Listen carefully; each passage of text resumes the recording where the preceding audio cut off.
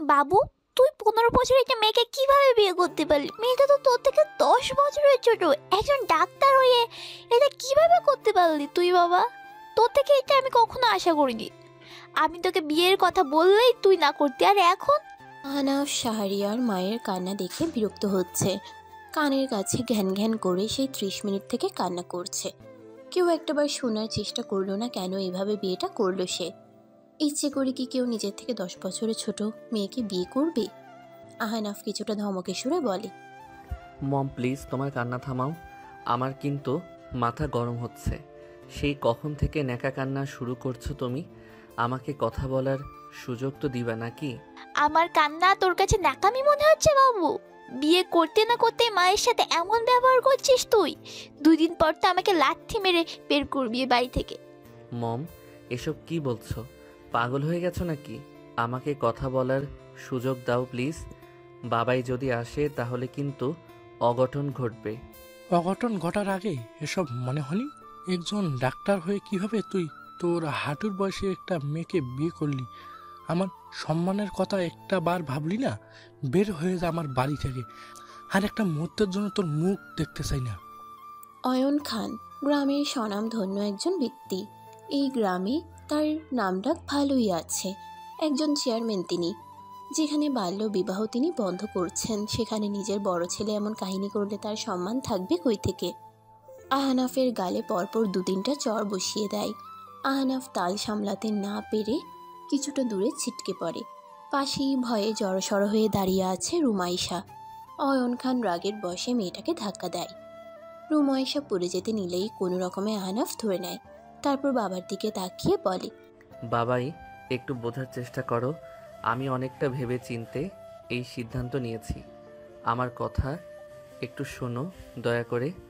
রাহুল আছে না? আমি তোর একটা কথাও শুনতে চাই না। এক্ষুনি এই বাড়ি থেকে বেরিয়ে যাও। তোমার মতো কুলাঙ্গার ছেলে আমি আর এই বাড়িতে রাখবো না। এত কষ্ট করে ডাক্তারি পড়লাম আর তুই? বাবাই, আমাকে মাফ করো। দয়া করে মেয়েটাকে গ্রহণ করো। ওর এখন আমি ছাড়া আর কেউ নেই। বের হয়ে যাও আমার বাড়ি থেকে। আর যদি কখনো এই বাড়িতে দেখি তাহলে তোর মাকে তালাক দিয়ে বাপের বাড়ি পাঠিয়ে দেব। বাবাই। আহনাফ অবাক হয়ে যায়।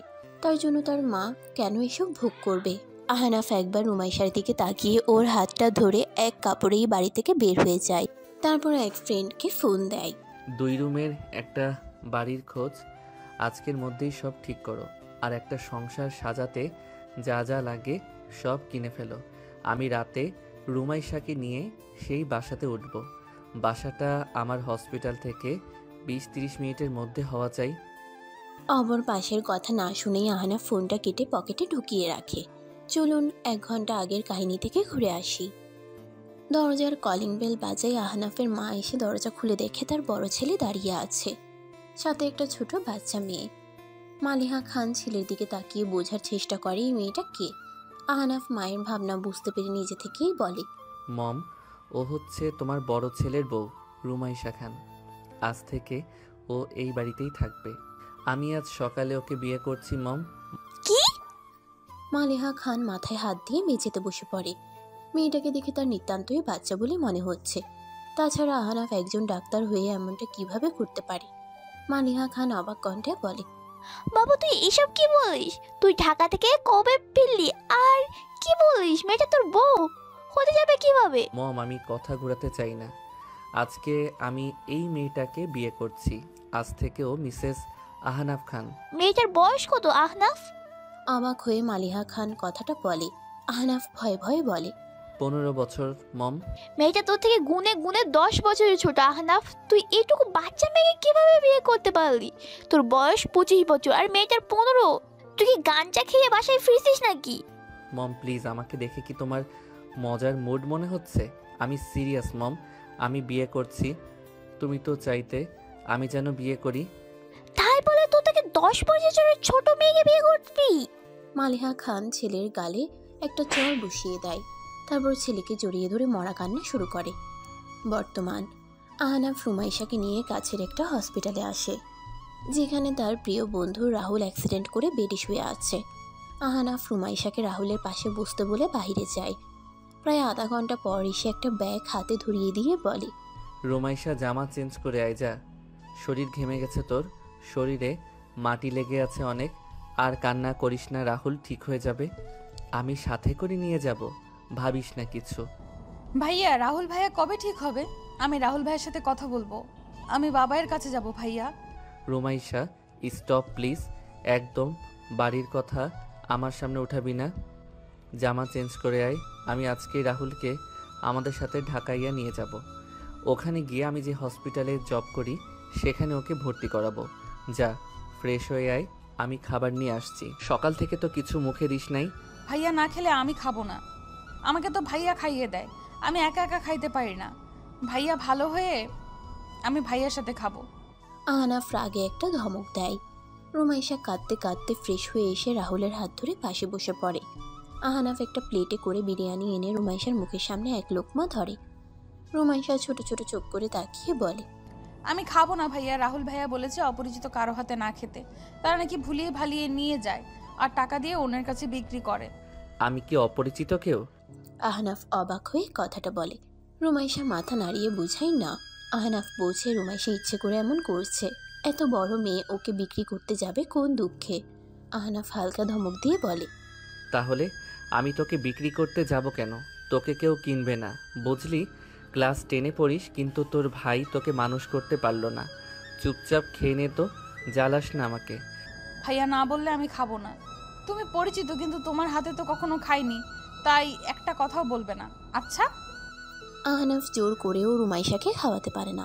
প্রায় 4 ঘন্টা পর রাহুলের জ্ঞান ফিরে। তখন সময় দুপুর 2টা। রুমাইশা ভাইয়ার সাথে কথা বলতে চায়, কিন্তু মুখে অক্সিজেন মাস্ক থাকায় কথা বলতে পারে না। আহনাফ ডাক্তারদের সাথে কথা বলে সব ঠিকঠাক করে নেয়। তারপর রাহুলকে বলে, তোর পিচ্ছিকে একটু বল আমার হাতে যেন খাবার খায়। সকাল থেকে না খেয়ে বসে আছে। আমি নাকি কিডন্যাপ করে ওকে বিক্রি করব, সেজন্য আমার হাতে খাবার খাইনি। রাহুল ওই অবস্থায় হালকা হাসে। রুমাইশা বলে, হলেও দুষ্টামি বেশি করে, আর সে তো খাবে না অন্যের হাতে, সেজন্য নানান গল্প বানিয়ে দেয়।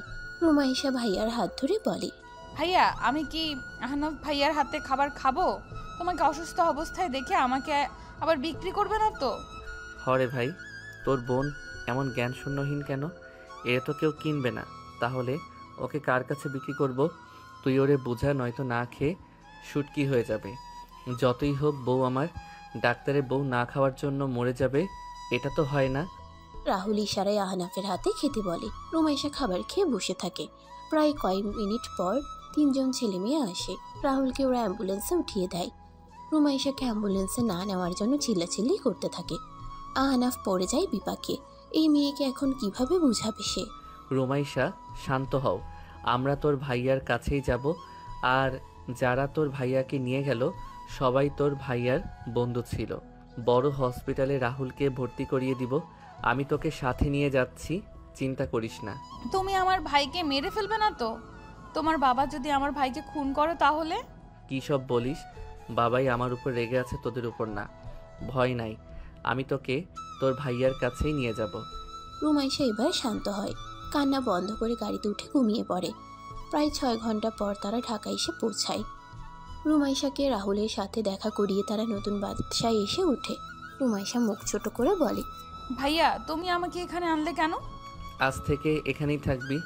রাহুল সুস্থ হলে ওকেও এখানে রাখবো, ওকে? রাত হয়ে গেছে, এখন ঘুমিয়ে পড়।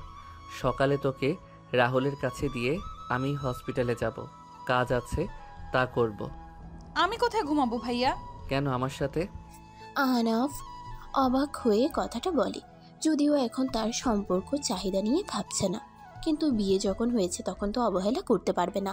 রুমাইশা কাঁদো কাঁদো মুখে বলে, ভাইয়া বলেছে ছেলেদের সাথে এক বিছানায় না ঘুমাতে।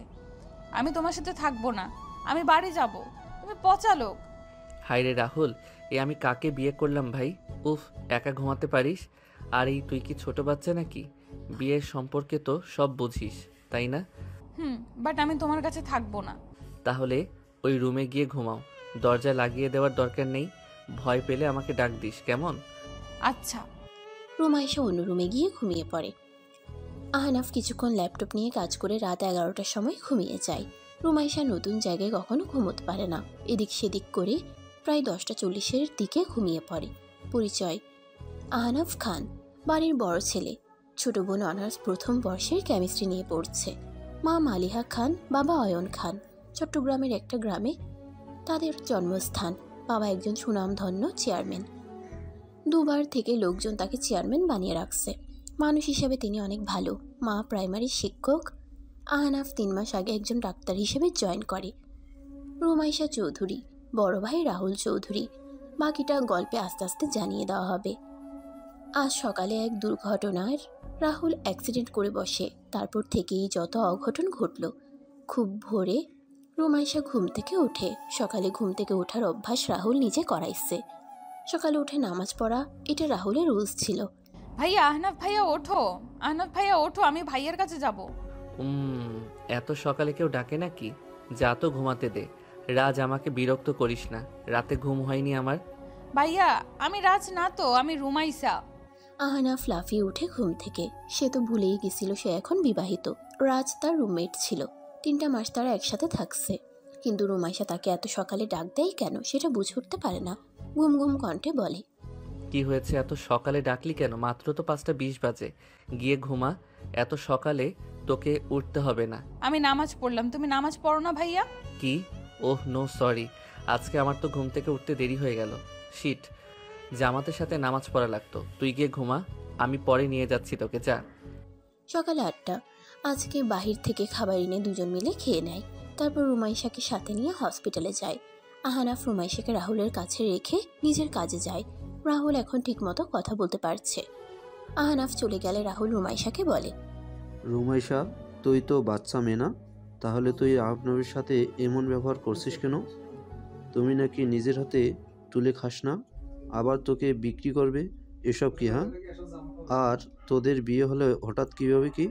আমি অ্যাক্সিডেন্ট করলাম আর এ তো কিছু ঘটলো কীভাবে? রুমাইশা ভয়ে ভয়ে রাহুলের থেকে দূরে সরে আসে।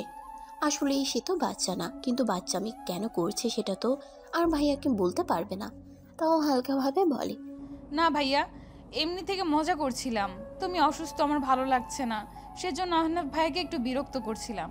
দেখছিলাম আহনাফ ভাইয়া আমাকে কিভাবে সামলায়। আচ্ছা, সেটা বুঝলাম। তাই বলে তোকে বিক্রি করার কথা বলবি কেন? ও তো ভাবছে তুই পাগল হয়েছিস। কয় মাস পর এসএসসি দিবি। তোর মুখে এসব শুনলে তো মানুষ বুদ্ধি প্রতিবন্ধী ভাববে। সরি ভাইয়া, আমি ইচ্ছে করে এমন করছি। আহনাফ ভাইয়ার তো জিএফ আছে। আমার এমন পাগলামি দেখলে নিশ্চয়ই ছেড়ে দিবে আমাকে। আর সেই জন্যই এমন করা। আহনাফ ভাইয়ার নাকি এইসব বাচ্চামি নাকি পছন্দ করে না, আমি সেটাই কাজে লাগিয়েছি। রাহুল চমকে উঠে। রুমাইশা কিভাবে জানলো আহনাফের রিলেশনশিপের ব্যাপারটা? আর এবার সে বুঝলো কেন আহনাফের সাথে এমন বাচ্চামি পাগলের মতো আচরণ করছে। রুমাইশা মোটেও বাচ্চা না। সে বিয়ে সম্পর্কে খুব ভালো করেই বোঝে। এসএসসি দিবে, এতে না বোঝার কি আছে? আর খাবার সে তো মাসে একটা বার কারো হাতে খেতে পারে না, নিজেকেই তুলে খেতে হয়। রাহুল রুমাইশার দিকে তাকিয়ে ভ্রুকুচকে বলে, আচ্ছা, এটা নিয়ে পরে কথা বলছি। কিডন্যাপ করবে এটা বুঝলাম, কিন্তু ভাত তুলে খাওয়ার ব্যাপারটা? তুই তো আমাকে বলেছিলি আহনাফ ভাইয়া নাকি কখনো কাউকে উঠিয়ে খাওয়াবে না। আমার সাথে চ্যালেঞ্জ করেছিলি, আর সেটার সুযোগ পেয়ে কাজে লাগিয়েছি। এখন বাজি অনুযায়ী আমাকে 10,000 টাকা দে। হায়রে কপাল, এখানে তোর ভাই মরতেছে আর তুই পাগলের মতো আহনাফের সাথে মজা করছিস। তোরে যে 2টা চর বসিয়ে দেয়নি এটা ভালো। এখন এটা বল, হঠাৎ বিয়ে কীভাবে হলো? আর বাবা মা কোথায়? ফ্ল্যাশব্যাক। রাহুল সকালে একটা ফোন পেয়ে বাসা থেকে বের হয়ে যায়। তখন ভোর 5টা। প্রায় 1 ঘন্টা পর খবর আসে রাহুল অ্যাক্সিডেন্ট করছে। আর তখনই বাসায় শুরু হয়ে যায় তুলকালাম। রাহুলের মা রুমাইশাকে ঘুম থেকে টেনে তুলে চিল্লিয়ে বলে, তোমার ভাইটা তো মরেছে, তুই মরতে পারিস না? এই বাড়িতে পড়ে থাকতে তোদের লজ্জা করে না? তোরা 2 ভাই বোন এমন নির্লজ্জ কেন? যা, আজকেই তোকে বিয়ে দিয়ে আমি বিদায় করব। এই যে শাড়ি, রেডি হয়ে নে। মানে? রুমাইশা জোরে চিল্লিয়ে ওঠে, তার ভাইয়া মারা গেছে। রুমাইশা বিছানা থেকে উঠে ভাইয়ার খোঁজে দৌড় দিবে, তখন তার কাজিন বোনরা এসে টেনে ধরে ওকে। রাহুলের মা রুমাইশাকে ঝাড়ি মেরে বলে, এখান থেকে 1 পাও নাড়াবি না। তাড়াতাড়ি গিয়ে রেডি হ, নয়তো ভাইয়ের লাশটাও দেখতে পারবি না। তোর বাপে তো আত পাগল হয়ে বিছানায় পড়ে আছে। এখন তোকে এই বাড়ি থেকে বিদায় করলেই বাঁচি। এসব টাকা পয়সা আমি তোদের ভোগ করতে দিব না। মা, আমি ভাইয়ার কাছে যাব, আমি বিয়ে করব না। আমাকে যেতে দাও প্লিজ। মা, আমাকে যেতে দাও। ভাইয়া, আমি তোমার কাছে যাব। কই তুমি? আমাকে নিয়ে যাও। রুমাইশা মুখে হাত দিয়ে কেঁদে যাচ্ছে, কিন্তু তার কথা কেউ শুনছে না। এইদিকে রাহুল জ্ঞান হারার আগে আধো আধো সুরে আহনাফকে বলে, আহনাফ, তুই আমার বোনটাকে নিয়ে যায়। আমি মরে গেলে ওকে মা বাঁচতে দেবে না, ওকে জীবিত অবস্থায় বাঁচতে দেবে না, শান্তিতে ওকে থাকতে দেবে না। আহনাফ, রাহুল, কি বলিস এসব? তোর কিছু হবে না, আমি তো আছি। রাহুল, কথা বল। রাহুল আহনাফের কোলে ঢলে পড়ে। আহনাফ রাহুলকে হসপিটালে ভর্তি করাই দিয়ে রুমাইশাদের বাসায় যায়। গিয়ে দেখে রুমাইশাকে বউ সাজিয়ে বিয়ে পড়ার কাজ শুরু করতে যাচ্ছে। রুমাইশা আগে থেকেই আহনাফকে চিনত, সেজন্য দৌড়ে এসে আহনাফের বুকে ঝাঁপিয়ে পড়ে, কাঁদতে কাঁদতে বলে, আহনাফ ভাইয়া, আমি রাহুল ভাইয়ের কাছে যাব। মা বলেছে রাহুল ভাইয়া নাকি মারা গেছে। আমাকে ভাইয়ার কাছে নিয়ে যাও প্লিজ। রুমাইশা, কান্না বন্ধ করো। রাহুল ঠিক আছে, চিন্তা করিস না। ছোটোখাটো একটা অ্যাক্সিডেন্ট করছে ও। আর এসব কি? তোর ভাইয়া হসপিটালে ভর্তি, আর এখানে তুই বিয়ে করতে বসছিস? না ভাইয়া, আমাকে জোর করে ওই ছেলেটার সাথে বিয়ে দিচ্ছে, যাতে আমার সব সম্পত্তি মা নিতে পারে। আর মা বলেছে আমি রাহুল ভাইয়া নাকি মারা গেছে। আমাকে আমাকে ভাইয়ের কাছে নিয়ে যাও প্লিজ। এখানে এসব কি হচ্ছে? লজ্জা করে না 15 বছরের একটা মেয়েকে বিয়ে দিতে? আপনাদের তো টাকা পয়সার অভাব নাই, তাহলে এখানে কোনো বিয়ে হবে না, সবাই চলে যান। এই ছেলে, তোমার সাহস হয় কি করে আমার বাড়িতে এসে আমার সামনে আমার মেয়েকে নিয়ে কথা বলছো? বেরিয়ে যাও। আমার মেয়ে আমি যে কোনো জায়গায় বিয়ে দিতে পারি। এখন এই বাড়ি থেকে বেরিয়ে যাও। আহনাফ চিৎকার দিয়ে ওঠে। রাহুলের মা পারভিন চৌধুরী চোখ মুখ শক্ত করে তার ছেলের দিকে তাকায়, বুঝাতে চাচ্ছে এখনই এই ছেলেটাকে বাড়ি থেকে যেন লাথি মেরে বের করে। আহনাফ হালকা চিৎকার দিয়ে বলে, মা কিসের মা? সৎ মা আপনি ওদের, সেই জন্যই তো এইটুকু মেয়েকে বিয়ে দেওয়ার জন্য উঠে পড়ে লাগছেন। রুমাইশা, চলো এখান থেকে, এই বাড়িতে থাকতে হবে না তোর। এই ছেলে, তোমার সাহস দেখে তো বাঁচি না। যদি রাহুলের মতো মরতে না চাও তাহলে রুমাইশাকে রেখে এখান থেকে কেটে পড়ো। ও, এবার বুঝলাম আপনি এসব প্ল্যান করে রাহুলকে খুন করার চেষ্টা করছেন, কিন্তু আল্লাহর রহমতে রাহুল বেঁচে আছে। মুখ সামলে কথা বলো। আর রুমাইশা এ তোর নাগর নাকি? সেজন্য তোর হয়ে এত সাফাই করতে আসছে। এই বাড়ি থেকে বিয়ের আগে এক পাও নাড়াতে পারবি না। আজকেই তোকে বিয়ে দিব, আর তারপর সারা জীবনের জন্য এই বাড়ি থেকে বিদায় করব। ওকে, তাহলে তাই হবে। কাজী সাহেব, বিয়ে পড়ান, কিন্তু বিয়েটা ওই ছেলের সাথে না, আমার সাথে হবে। 5 মিনিটের মধ্যে 4-5 জন ছেলে আসে। সবাইকে তারা ভয় দেখিয়ে আহনাফ আর রুমাইশার বিয়েটা করিয়ে দেয়। আহনাফ পারভিন চৌধুরীর সামনে দাঁড়িয়ে রাগী কণ্ঠে বলে, এবার তো যেতে পারি, তবে মনে রাখবেন এই বাড়িতে আবার যেদিন পা রাখবো সেই দিন আপনার এই বাড়িতে থাকার শেষ দিন হবে। এই তোরা রুমাইশার রুম থেকে ওর বই খাতা যা আছে সব নিয়ে আয়। রুমাইশা, আমার সাথে চলো। রুমাইশার মাথার উপর দিয়ে যেন সব কিছু গেল।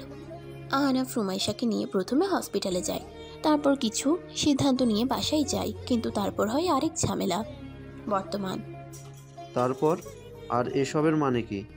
আমাকে তাহলে ইচ্ছে করে খুন করতে চাইছিস? ভাগ্যের জোরে বেঁচে গেছি, বাট তুই তো চাইলে বিয়েতে না করে এমনি বাড়ি থেকে বেরিয়ে আসতে পারতিস, কিন্তু বিয়ে করলি কেন? রাহুলের কথায় রুমাইশা রাগী চোখে তাকায়। সে সব বলবে না কি? তার তো কিছু গোপন রাখা দরকার। এসব বাদ দিয়ে রুমাইশা বলে, এসব বাদ দে ভাইয়া, এখন এটা বল, তুই হঠাৎ অ্যাক্সিডেন্ট করলি কিভাবে? আর এত ভোরে কোথায় ছিলিস? আহনাফ ভাইয়া বা এত তাড়াতাড়ি কিভাবে চট্টগ্রাম গিয়েছিল? ও হ্যাঁ, আমাকে ফোন দিয়ে বলা হয় আহনাফ নাকি অ্যাক্সিডেন্ট করছে। তখন আহনাফের কাছে ফোন করেছিলাম, ওর ফোন অফ ছিল। সেই জন্য সকাল সকাল আমি বাসা থেকে বেরিয়ে আসি, বাট 20 মিনিটের রাস্তা না আসতেই একটা ট্রাক এসে জোরে ধাক্কা দেয়। ও, আর আহনাফ ভাইয়ের থেকে শুনিস নাই ও এত সকালে এখানে কি করছিল? বাকিটা আমি বলি। পিছন থেকে আহনাফ বলে ওঠে। রাহুল মাথা নাড়িয়ে বুঝাই বল। আহনাফ বলতে থাকে, আমাকে রাতে ফোন দিয়ে বলা হয়েছে রাহুল অ্যাক্সিডেন্ট করছে। আমি বোকার মতো রাহুলের ফোনে ফোন না দিয়ে ঢাকা থেকে তাড়াতাড়ি চট্টগ্রাম চলে আসি, আর পৌঁছানোর 5 মিনিটের মাথায় আবার একটা নাম্বার থেকে খবর আসে রাহুল অ্যাক্সিডেন্ট করে পড়ে আছে। তখন গিয়ে রাহুল তোকে আমি হসপিটালে ভর্তি করাই। তবে হ্যাঁ, মাঝখানে আমার ফোন চাপ লেগে অফ হয়ে গেছিল, সেটা না হয় হলো, বাট আমাকে 6-7 ঘন্টা আগে তোর অ্যাক্সিডেন্টের খবর কে দিছিল? আমার মনে হয় ভাইয়াকে কেউ বাঁচাতে চায়, সেই জন্য তোমাকে জানিয়ে দিছে কেউ ভাইয়া, কারণ তুমি একমাত্র যে রাহুল ভাইয়াকে ভালোবাসে। আর তুমি পাগলের মতো ভাইয়ার ফোন না করেই চলে আসছো। ফোন করলে ভাইয়ার অ্যাক্সিডেন্ট হতো না। জানি না, কিছু মাথায় ঢোকে না। রাহুল আগে ঠিক হোক, তারপর এসব নিয়ে ভাবা যাবে। আচ্ছা রুমাইশা, এখন তুই বলতো। কি? রুমাইশা অবাক কণ্ঠে কথাটা বলে। সে কি বলবে? আহনাফ রাহুলের দিকে তাকিয়ে বলে, কাল আমার সাথে এমন ব্যবহার করছিস কেন? তোর ভাইয়া তো বলল তুই নাকি তার ছেঁড়া পাগল না, বুদ্ধি আছে, সব বুঝিস। তাহলে আমি তোকে বিক্রি করব এসব বলে মাথা নষ্ট করছিস কেন আমার? আর আমার হাতে খাওয়ার মানে কি? তেমন কিছু না, রাহুল ভাইয়া মারা গেলে আমাকে কেউ আগলিয়ে রাখে সেটা দেখার জন্য। রুমাইশার এমন উত্তর আহনাফ আশা করে নাই। রাহুল হালকা হাসে। সে হয়তো হালকা বুঝতে পারছে কেন এমন করছে রুমাইশা। রাহুল আহনাফকে বলে, হঠাৎ বিয়ে করলি কেন? তোর জি? আহনাফ রাহুলকে থামিয়ে দেয়। সে চায় না তার জিএফ এর সম্পর্কে রুমাইশা জেনে যাক, বাট সে তো জানে না রুমাইশা সব জানে। আহনাফ বলে, তখন রাগ উঠছিল, সেজন্য বিয়েটা করছি। ভাবছিলাম ওকে আমাদের বাসায় রাখবো, সেখান থেকে এসএসসিটা শেষ করবে, কিন্তু বাবাই আমার কথা না শুনে বাড়ি থেকে তাড়িয়ে দিল। ও আচ্ছা, ভাবিস না সব ঠিক হয়ে যাবে। রুমাইশার তো আর 6 মাস পর এসএসসি এক্সাম, ওকে কোচিংয়ে ভর্তি করার ব্যবস্থা কর। আচ্ছা আমি এসব ঠিক করে দিব, ভাবিস না। রুমাইশা বাসায় যাবে নাকি এখানে থাকবা? হঠাৎ তুমি করে বলাতে রাহুল আর রুমাইশা দুজনেই চমকে ওঠে। আহনাফ হালকা হেসে বলে, এভাবে আমাকে দেখার কি আছে? বউ হয় আমার বউ। তোর বোনের তো ভাষা ভালো না, তুই ওর 10 বছরের বড়, তাও তুই করে বলে। আর আমি তো এখন জামাই হই, তাই বলিস ভালোভাবে কথা বলে যেন। আমি তো আবার বউকে তুই করে বলতে পারি না, তাই না? অদ্ভুত তো, এই ছেলের মতলব কি বোঝা দেয়? জিএফ থাকতে আমার বোনের সাথে এত ভালো ব্যবহার করছে কেন? ও অসহায় বলে? রাহুল মনে মনে কথাটা বলে। রুমাইশা রাহুলের দিকে তাকিয়ে বলে, না, আমি ভাইয়ার কাছে যাব। রাতে বাসায় যাওয়ার আগে আমাকে নিয়ে যেও, তাহলেই হবে। পড়তে হবে আমাকে, আর ভাইয়ার কাছে তো রাতে ভাইয়ার বন্ধুরা থাকেই। বন্ধুরা না, তোমার হবু ভাবি থাকে, বুঝলে? তোমার ভাই তলে তলে টেম্পো চালায়। ইয়া, আহনাফ হালকা হেসে রুম থেকে বেরিয়ে যায়। রুমাইশা জানতো তার ভাইয়ের জিএফ আছে, কিন্তু দেখে নাই কখনো। আজ শুনে তার দেখার আগ্রহ জেগে ওঠে।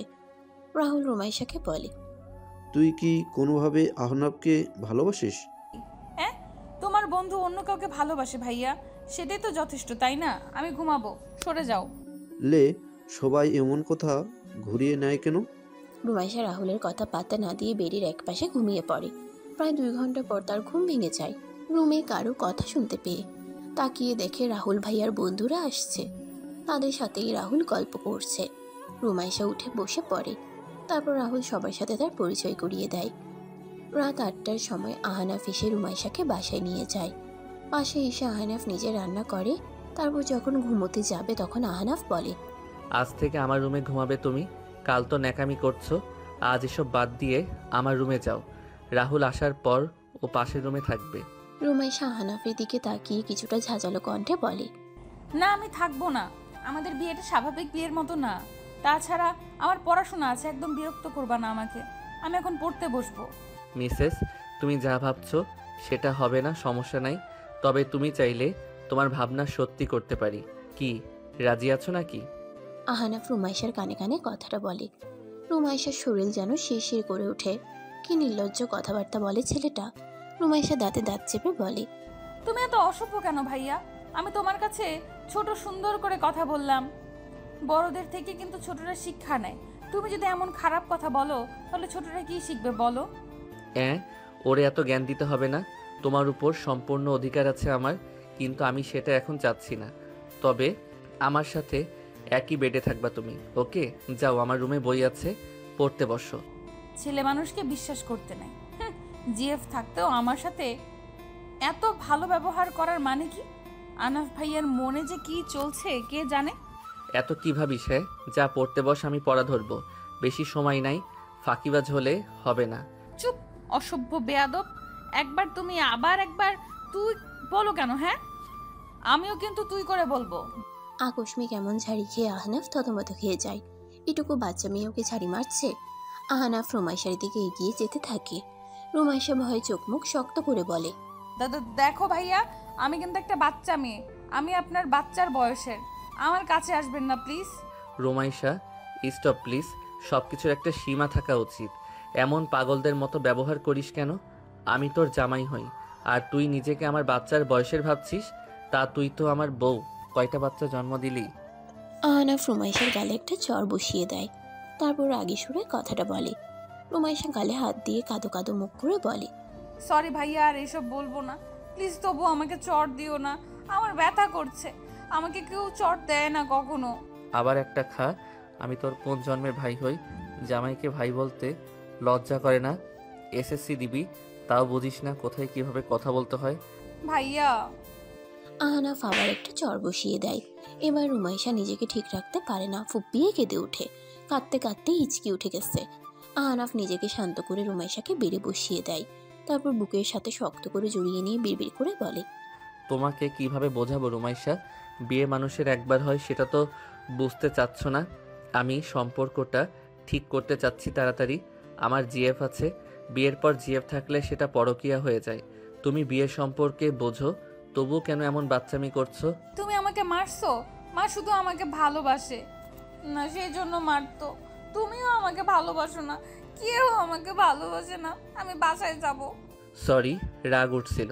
আচ্ছা আমাকে এটা বলো তো, তুমি কি কাউকে ভালোবাসো? কেন? রুমাইশা আহনাফের টি শার্টের নাক মুছে কথাটা বলে। আহনাফ চোখ মুখ কুচকে ফেলে। এই মেয়েটাই মাত্র কি করলো সেটা ভাবতেই যেন তার গা গুলিয়ে আসছে, কিন্তু কিছু বলল না। এমনি থেকে মেয়েটা কান্না করছে। শুনতে চাচ্ছি, বলো কাউকে ভালোবাসো নাকি? একটা মেয়ে স্বামীর ভালোবাসা পাওয়ার জন্য ছটফট করে, আর আমি নিজে তোমাকে সম্পর্কটা স্বাভাবিক করার কথা বলছি। এমন দূরে থাকতে চাচ্ছ কেন? আমি কারো দয়া চাচ্ছি না, সেজন্য তুমি যেদিন আমাকে ভালোবেসে চাইবা সেই দিন তোমার কাছে আসবো, প্রমিস। মানে? কিছু না, আমি ঘুমাবো। ঘুমাও। আহনাফ রুমাইশাকে শুয়ে দিয়ে নিজেও শুয়ে পড়ে। আজকে আর পড়তে বসা হলো না তার। আহনাফ ক্লান্ত ছিল, সেজন্য তাড়াতাড়ি ঘুমিয়ে পড়ে। আহনাফ ঘুমিয়ে গেলে রুমাইশা আহনাফের দিকে তাকিয়ে বলে, ভালোবাসা এমন কেন? তার ভালো থাকার জন্য নিজেকে কষ্ট দিতে হচ্ছে। তুমি আমার ভালোবাসা, ভালো থেকে অন্য কাউকে নিয়ে। তোমাকে ছুঁয়ে দিতে ইচ্ছে করছে খুব, বলতে ইচ্ছে করছে, প্রিয় আমাকে একটু ভালোবাসবে, আমি যে তোমার ভালোবাসার কাঙাল। রুমাইশা উঠে পড়তে বসে। প্রায় 2 ঘন্টা পরে আহনাফের পাশে এসে শুয়ে পড়ে। ভোরে আজানের ধ্বনি কানে আসতেই ঘুম ভেঙে যায় আহনাফের। রুমাইশার দিকে তাকিয়ে দেখে মেয়েটা একদম গুটিসুটি মেরে শুয়ে আছে। বেডের মাঝখানে এমনভাবে জায়গা রাখছে যেন মাঝখানে আরো 2 জন শুয়ে থাকতে পারবে। এটাই বুঝি পবিত্র বন্ধন? 3 বছরের ভালোবাসা রেখে 2 দিনের স্ত্রীর প্রতি মুগ্ধ হচ্ছি কেন? এ কি আমার অন্যায় না? আমি কি তবে অন্যদের মতো চরিত্রহীন হচ্ছি? আহনাফ নিজেই বিরক্ত হয় এসব ভাবতে। বিরক্ত নিয়ে রুমাইশাকে উঠতে বলে নিজে নামাজ পড়তে চলে যায়। কিছুক্ষণ পর কলিং বেল বাজায়। রুমাইশা গিয়ে দরজা খুলে। প্রথমে ভাবছিল হয়তো আহনাফ, কিন্তু না, 2টা মেয়ে দরজার বাইরে দাঁড়িয়ে আছে। আপনাদের তো চিনলাম না। তুমি এখানে কি করছো? আমরা কি ভুল ঠিকানায় চলে আসলাম নাকি? আচ্ছা, এটা কি আহনাফের বাসা? দরজার ওপাশে দাঁড়িয়ে থাকা মেয়ে দুটোর মধ্যে মুন্নি নামের মেয়েটা অবাক হয়ে বলে। রুমাইশা একবার দুজনকে ভালোভাবে দেখে নেয়। ভেতরে আসুন, এটা আহনাফের বাসা। কিন্তু আপু, আপনারা কে? চিনতে পারলাম না তো। তোমাকে দেখে তো ছোট মনে হচ্ছে, তাহলে আহনাফের নাম ধরে বলছো কেন? আচ্ছা, তুমি কি আহনাফের ছোট বোন? না। তাহলে তুমি কে হও ওর? রুমাইশা, কার সাথে কথা বলছো? আহনাফ রুমে ঢুকতে ঢুকতে কথাটা বলে। রুমে মুন্নি আর সাথীকে দেখে আহনাফ চমকে ওঠে। এদের এই বাসার ঠিকানা কে দিল? আহনাফ তুতলিয়ে বলে, তো তুমি এখানে, আর এই বাসার অ্যাড্রেস তোমাকে কে দিল? আগে আমাকে এটা বলো, এই মেয়েটা কে? এই যদি তোমার বোন না হয় তাহলে কে? হ্যাঁ, তুমি কি আজকাল মেয়ে নিয়ে থাকো নাকি? মুন্নি, ভদ্রভাবে কথা বলো। না জেনে না বুঝে এসব বলতে আসবা না। তুমি এখন আসতে পারো, বিকালে দেখা করে সব বলবো আমি। আগে এটা বলো, মেয়েটা কে হয় তোমার? ও, কাজের মেয়ে নাকি? মুন্নি। আহনাফ চিল্লাইয়ে কথাটা বলে। সবাই কেঁপে ওঠে। রুমাইশা এবার আহনাফের দিকে তাকিয়ে ঠোঁট উল্টায়। বুঝে নাই এই মেয়েটা হয়তো আহনাফের জিএফ। মুন্নি কান্নার সুরে বলে, আহানা, তুমি এই মেয়েটার জন্য আমাকে ঝাড়ি মারছো? মেয়েটা তোমার কে হয় বললেই হয়, এমন রিয়েক্ট করছো কেন? বললাম তো বিকালে তোমার সাথে দেখা করছি, যাও। আর এই অ্যাড্রেস তোমাদের কে দিল সেটা বলো। কে আবার? 2 দিন থেকে তোমার খোঁজ নেই। রাহুল ভাইয়ার কাছে ফোন করছিলাম আমি, রাহুল ভাইয়া তোমার অ্যাড্রেস দিল। রাহুল জেনে বুঝে ওর বোনের পায়ে কোড়াল মারতে যাবে কেন? মানে? কিছু না, এখন যেতে পারো। ভোরের আলো না ফুটতে যে কারো বাসায় যাওয়া যায় না, এটা জানো না? যাও এখন এখান থেকে। আহানা, তুমি কি আমাকে তাড়িয়ে দিচ্ছ? আহনাফ বিরক্ত হয়। রুমাইশার সামনে সে এখন কিভাবে কি বলবে। রুমাইশা রুম থেকে বেরিয়ে আসবে তখন আহনাফ পিছন থেকে হাত টেনে ধরে। তুমি কোথায় যাচ্ছ? আমি কি তোমাকে কোথাও যেতে বলছি? পড়তে বসো, যাও। আর সাথী তোমার বান্ধবীকে নিয়ে যাও, ওরে বুঝিয়ে বলো যে আমি বিকালে কথা বলবো। এত জেদ আমার পছন্দ না। আহনাফ ছাড়ি মারে একটা। সাথী মুন্নিকে নিয়ে বাসা থেকে চলে যায়। আহনাফ রুমাইশার দিকে তাকিয়ে দেখে পড়তে বসছে। আহনাফ ভরকে যায়। মেয়েটা এখানেই ছিল, হুট করে কখন পড়ার টেবিলে বসছে। আহনাফ আর কিছু না বলে রান্না করতে চলে যায়। কিরে, তুই আহনাফের জিএফকে এই বাসার ঠিকানা দিছিস কেন? তুই কি চাস বল তো? তোর বোনের সংসার ভাঙবি নাকি? রুমাইশা রাহুলকে ফোন দিয়ে কিছু কথা শুনিয়ে দেয়। তারপর রাহুল বলে, প্রথমত আমাকে তুমি বলবি না, ওকে? তোর জামাই এসব পছন্দ করে না। তোর বড় ভাই, সম্মান তো একটু দে। দূর ভাইয়া, এটা বলো তুমি মুন্নি না ফুন্নি ওই মেয়েকে আমাদের অ্যাড্রেস কেন দিছো? মেয়েটা সকাল সকাল এসে আমাকে আহনাফের বোন কাজের লোক বানিয়ে দিছে। এটা তো মানা যায় না। রানীকে চাকরানি বানানোর সাহস কই পেলি? বাল, তুই নাকি অ্যাড্রেস দিছিস, সেটা এড়িয়ে যাস কেন? বলো না ভাইয়া, কেন দিছো? আহনাফ কি চায় সেটা দেখার জন্য। দুইটা জীবন তো নষ্ট করতে দেওয়া যাবে না। ও তোর সাথে থাকতে চাইলে মুন্নিকে ছেড়ে দিক, আর মুন্নিকে পাঠিয়েছি যাতে ও সব জেনে যায়। অদ্ভুত ভাইয়া, আহনাফ যদি মুন্নি আপুকে নিয়ে হ্যাপি থাকে তাহলে থাকতে দাও। তুমি কেন এর ঝামেলায় মাঝখানে আসছো? আগে এটা বলতো, আহনাফের নাম ধরে ডাকার সাহস কই পেলি? শুনতে পেলি দিবি 2টা। আর আহনাফ কই? কপালে 2টা চর বসিয়ে দিছে। ভাইয়া বলছি সেজন্য ভাইয়া বলতে বারণ করছে। আচ্ছা, ওর মনে চলিতেছে কি? আর আহনাফ কই? রান্না করছে। তুই একটু ওর থেকে রান্না শিখে নেস রুমাইশা। বাপের বাড়ি আর শ্বশুর বাড়ি এক না। তুই বাসায় কখনো রান্নাঘরে যাসনি, কিন্তু আহনাফকে তোর সাহায্য করা উচিত। তোর জন্য ও পরিবার থেকে বিচ্ছেদ হয়েছে। আচ্ছা তাহলে রাখো, আমি আহনাফের কাছে যাই। রুমাইশা ফোন রেখে মাথার চুলগুলো একটা ছুটি করে। তারপর গায়ে ভালোভাবে ওড়না ঠিক করে নেয়। রান্নাঘরে এসে দেখে আহনাফ তরকারি কাটছে। বেচারা ঘেমে একাকার হয়ে গেছে। রুমাইশা গালে হাত দিয়ে আহনাফের দিকে তাকিয়ে থাকে। আহনাফ সেটা বুঝতে পেরে বলে, আমি সুন্দর, এটা আমি নিজেও জানি, কিন্তু তুমি এভাবে তাকিয়ে থেকো না প্লিজ। এতে আমি তোমাতে মুগ্ধ হয়ে পড়ব। আমি মোটেও তোমাকে দেখছি না। আমার বয়ফ্রেন্ড আছে, তোমাকে দেখতে যাব কেন? আমার চোখ এতটাও খারাপ না যে বাদরের দিকে তাকিয়ে থাকবো সবসময়। তুমি কি আমাকে বাদরের সাথে তুলনা করছো? তুমি জানো কত মেয়ে আমার জন্য পাগল? চেহারা দেখে না। তুমি ডাক্তার, সেজন্য সবাই পাগল, কারণ মেয়েরা ডাক্তার পছন্দ করে। তুমিও তাহলে ডাক্তার পছন্দ করো বউ? বউ, আমি ঘেমে যাচ্ছি, একটু ওড়না দিয়েও তো ঘাম মুছে দিতে পারো। আমার ঠেকা পড়ে নাই, যাও ওঠো, আমি তরকারি কেটে দিচ্ছি। আচ্ছা এটা বলো, কি তরকারি করবা? আলু ঝুরি করে ডিম দিয়ে রান্না করব। মাংস নাই? রুমাইশা মুখটা ছোট করে কথাটা বলে। আহনাফ রুমাইশার কাহিনী বুঝতে পেরে বলে, তোমার বাপের অনেক টাকা, আমার এত টাকা নাই যে প্রতিদিন তোমাকে মাংস খাওয়াবো। আর এটা উচিত না, প্রতিদিন এসব খাবার ঠিক হবে না। শাক সবজি সব খেতে হবে এখন থেকে। কি? কখনো না, আমি ডিম, মাংস, মাছ এসব ছাড়া কিছু খাই না। এখন থেকে খেতে হবে। এখানে কি করছো? যাও পড়তে বসো। উঠো, আমি তরকারি কেটে দিচ্ছি। পারবা তো? রুমাইশা এতক্ষণ মনোযোগ দিয়ে আহনাফের আলু ঝুরি করা দেখছিল। এর আগে কখনো সে এসব দেখেনি, করেও নাই। বাসায় কাজের মানুষ ছিল অনেক, তারা এই কাজ করত। আহনাফ সেখান থেকে উঠে গোসল সেরে নেয়। রুমাইশা হয়তো একটা আলু কাটতে 10 মিনিট সময় নিয়ে ফেলে, তাও আহনাফের মতো ঝুরি করতে পারে না। আহনাফ হালকা হেসে মাথা মুছে রুমাইশার কাছে আসে। এত সকালে গোসল করলে কেন? হসপিটালে যাব, দুপুরে তো আসবো না, সেজন্য। খাবার নিয়ে যাব, ওখানে তোমরা খেয়ে নিবা। কেন, আজ কাজ বেশি নাকি? হুম, নতুন জয়েন হয়েছি যে আমি। ও, কথা বলতে বলতে হুট করে আহনাফ চিৎকার দিয়ে ওঠে। রুমাইশা, দেখে শুনে কাজ করতে পারো না? তুমি না বললে তরকারি কাটতে পারো? এখন তো ভালো করছো, তাই না? তোমার ভাই দেখলে বলবে, আহনাফ, আমার বোনের থেকে তুই কাজ করে নিস। রুমাইশা নাক টেনে কাঁদতে থাকে। ডান হাতের বুড়ো আঙ্গুল অনেকটা কেটে গেছে। সে কখনো এসব করছে নাকি? তার উপর আহনাফ এমন বকাঝকা করছে। আহনাফ তাড়াতাড়ি উঠে রুমাইশাকে রুমে নিয়ে যায়। হাতটা ভালো করে ড্রেসিং করে বেঁধে দেয়। আমি ইচ্ছে করে এমন করছি নাকি? তুমি এমন আমাকে কথা শুনিয়ে দিচ্ছ কেন? মা বাবা যেমনই হোক তারাই ভালো। আমি বাসায় যাব, ওখানে আমার কোনো কাজ করতে হয় না। সরি, কিন্তু তুমি কাজ পারো না এটা বললেই হয়। মিথ্যা বলছো কেন? কতটা কেটে গেছো দেখছো তো? সেই জন্য এইভাবে কেউ বকাঝকা করে না। ভালো মানুষেরও কাজ করতে গিয়ে ক্ষতি হয়। আর আমি তো কাজ করি নাই, সেজন্য হাত কেটে গেল, কিন্তু তুমি সে কখন থেকে বকর বকর করছো। মাফ চাই, আসলে মেয়ে মানুষ মানেই প্যাচাল শুরু। একটা কথা টেনে টেনে বড় করে দেয়। আরে, এটাকে কেয়ারিং বলে গাধি, বুঝতে শেখো। কেয়ারিং বুঝি এইরকম বলে বলে হয়? জানতাম না, সরি। মাপ চাই বোন, বসে থাকো, আমি রান্না করে মুখে তুলে দিব। নিজ হাতে আর খেতেও হবে না, কেমন? আহনাফ রান্না করার জন্যই রান্নাঘরে যায়।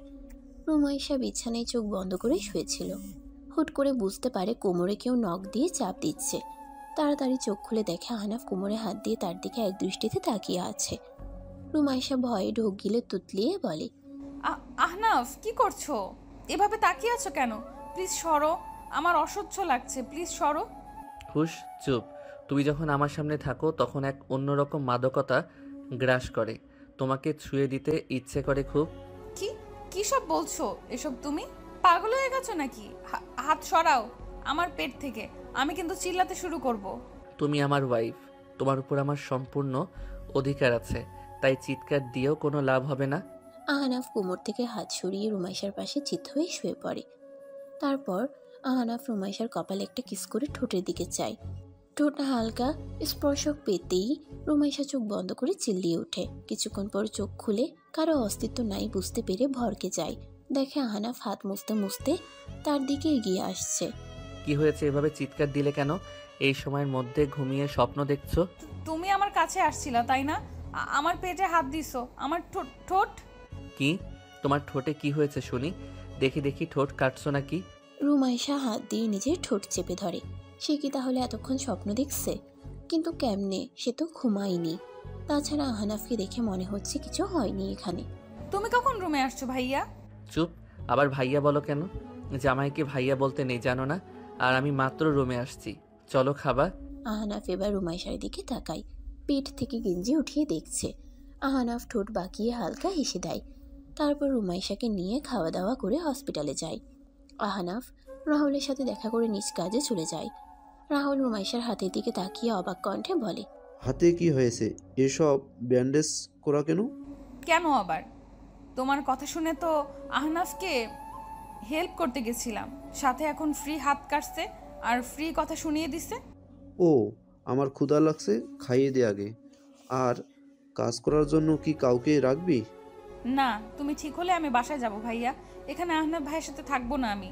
উনি আমার কত সিনিয়র, আমি তো 4-5 বছরের বড় কাউকে বিয়ে করতাম। কি বলিস? বিয়ে ছেলে খেলা না রুমাইশা, মেনে নে সব। আমি তো ভাবছি তুই আহনাবকে ভালোবাসিস, এখন দেখি সব উল্টো। ব্যাপার কি? কিছু না, আমি এই সম্পর্ক রাখবো না। তাছাড়া এখানে শাকসবজি খাওয়াবে তোমার বন্ধু, এইসব মুখে যাবে না আমার।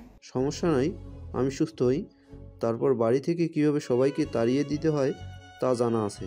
আমাদের অফিস সম্পূর্ণ তোর নামে, তুই চাইলে এখন সবাইকে বের করে দিতে পারিস। ডেট আমার নামে, শুধু বাড়িটা করছে, বাকি সব তোর নামে। আচ্ছা ভাইয়া, এটা বলো, আমাকে বিয়ে দেওয়ার কারণ কি ছিল? মা তো এত তাড়াতাড়ি বিয়ে দেওয়ার মানুষ না, যতই খারাপ হোক কখনো বিয়ের কথা বলে নাই। ছেলের নাম কি ছিল, চিনিস তাকে? হ্যাঁ, রকি। ওইটা মায়ের বান্ধবীর ছেলে। তোর বিয়ের পর অর্ধেক সম্পত্তি তোর জামাইয়ের নামে হবে, সেজন্য মা বিয়ে দিয়ে নিজের নামে সব করতে চাইছিল। মানে? তার মানে আহনাফ ভাইয়া আমার সম্পত্তির জন্য আমাকে বিয়ে করেছে? পাগলের মতো কি বলিস? ও তোকে ওখান থেকে বাসাতে বিয়ে করেছে? ওকে ভুল বুঝিস না, ও জানে না সম্পত্তি কার নামে। রাহুল রেগে কথাটা বলে। রুমাইশা পাত্তা দেয় না সেদিকে। তার এখন একটা লক্ষ্য, পড়াশোনা করে বড় হতে হবে। 18 বছর পূর্ণ না হওয়া পর্যন্ত সম্পত্তি তার বাবার নামেই থাকবে। আর এর আগে বাবা মারা গেলে মা ভোগ করতে পারবে। আর 18 বছর পূর্ণ হলে সব রুমাইশার নামে হবে। ভাই আমাদের বাবাকে এখানে নিয়ে আসতে হবে। বাবা অসুস্থ, মা যদি বাবাকে মেরে ফেলে? দেখো, মা সম্পত্তির জন্য তোমাকে মারার চেষ্টা করছে, বাবাকেও মেরে ফেলতে দুবার ভাববে না। ও নো, আমার মাথায় ছিল না এই কথাটা। আমি তো যেতে পারবো না, এখন কাজের জন্য ব্যস্ত। তুই একা যাবি? হ্যাঁ, একা ঘোরার অভ্যেস আছে আমার। তুই তাহলে থাক, আমি এটিএম কার্ডে লাখ দুয়েক আছে, এটা দিয়ে আমি চলবো। তোর কার্ড তো নাই, লাগলে বল, আমি আজ বাড়ি ফিরবো। আমার ভয় আছে তোর কিছু না হয়ে যায়। কিচ্ছু হবে না, টাকা নিবি নাকি বল? হসপিটালের বিল দেওয়া হয়নি, সব হয়তো আহনাব দিছে, টাকা ওরে দেশ। ওকে, রাতে আমি বাসায় যাব, এখন একটু বাসায় গিয়ে ঘুমায় নেই। আচ্ছা। বাসায় এসে রুমাইশা শুয়ে পড়ে। ঠিক একইভাবে বুঝতে পারে কেউ গলায় কিস করছে। হালকা কেঁপে উঠে অন্য পাশ হয়ে ঘুমিয়ে যায়। কিন্তু না, স্পর্শ গভীর হতে থাকে। চোখ মেলে তাকিয়ে দেখে কেউ নাই। নিজেই নিজের মাথার চুল টেনে বলে, বাল হচ্ছে কি আমার সাথে? আমি কি আহনাফকে নিয়ে বেশি বেশি ভাবছি? এই ছেলেটা আমাকে শান্তিতে ঘুমাতেও দিচ্ছে না। কি হয়েছে? দরজা খোলো। কতবার ফোন করছি, ফোন রিসিভ করো না কেন? মরার মতো ঘুমিয়ে আছো নাকি? সরি, আসছি আমি। রুমাইশা ফোনটা কান থেকে নামিয়ে উঠে পড়ে। আহনাফ অনেক কয়বার ফোন করছে, কিন্তু ফোন সাইলেন্ট থাকায় বুঝতে পারে নাই। তুমি এই সময় বাসায়? সকালে না বললে আজ দুপুরে বাসায় আসবে না? কয়টা বাজে? রুমাইশা মুখে হাত দিয়ে ঘুম ভাঙার চেষ্টা করে। আহনাফ একবার রুমাইশার দিকে তাকিয়ে টান দিয়ে নিজের সাথে চেপে ধরে। তারপর চোখ মেরে বলে, এইভাবে কখন আমার সামনে এসো না বউ। বউ, তুমি আমার পবিত্রতা, আমার আসক্তি হতে পারে। ভুল কিছু করে ফেলবো, তাই আমার সামনে আসার আগে নিজেকে পরিপাটি করে নিও। মানে ছাড়ো আমাকে, এভাবে জড়িয়ে ধরার কি আছে? আমি নেশা না যে আমার প্রতি আসক্ত হয়ে পড়বে। এভাবে একটা ছেলের সামনে আসলে ছেলেটা তো জড়িয়ে নিবেই। অন্য ছেলে হলে গোসল করিয়ে নিত। হোয়াট? রুমাইশা চোখ বড় বড় করে কথাটা বলে। আহনাফ হালকা হেসে কপালে একটা কিস করে তারপর কোমরে চাপ দিয়ে ছেড়ে দেয়। রুমাইশা নিজের দিকে তাকিয়ে ভরকে যায়। গায়ে ওড়না নেই, বিড়বিড় করে বলে, তো কি হয়েছে? এখানে তো কেউ নাই, গায়ে ওড়না দিয়ে থাকতে হবে কেন? বাসায় আমি তো এভাবেই থাকি, টিভিতে দেখায় কেমন ড্রেস পরে থাকে নায়িকারা, আর আমি ওড়না পরি নাই, সেজন্য এত কিছু? আগে অবিবাহিত ছিলে, কিন্তু এখন তুমি বিবাহিত।